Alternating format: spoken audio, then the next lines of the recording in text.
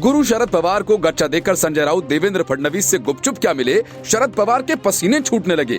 उन्हें लगने लगा कि सत्ता की जो मलाई उद्धव ठाकरे को सीएम बनवाकर वे चाट रहे हैं, अब उसके छिन जाने का वक्त करीब आ गया।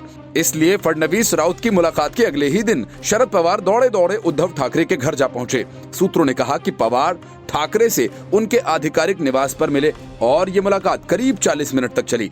बैठक के दौरान क्या हुआ, इसका खुलासा नहीं हुआ है।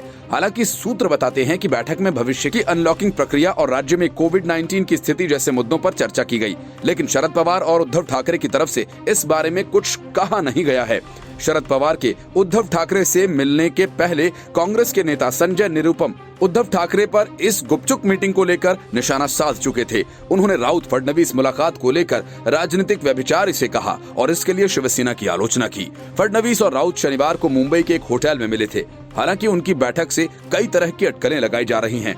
फडणवीस ने कहा कि बीजेपी का शिवसेना के साथ हाथ मिलाने या उद्धव ठाकरे के नेतृत्व वाली राज्य सरकार गिराने का कोई इरादा नहीं है। फडणवीस ने यह भी कहा कि बैठक शिवसेना के मुखपत्र सामना के एक साक्षात्कार के संबंध में हुई थी।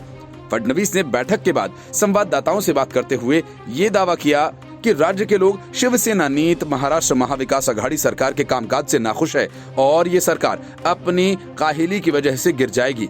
शनिवार को शिवसेना सांसद संजय राउत से उनकी मुलाकात हुई, जिसने राजनीतिक गलियारों में अटकलों को हवा दे दी, जबकि ये मुलाकात शिवसेना के मुखपत्र सामना के लिए एक साक्षात्कार के सिलसिले में हुई थी।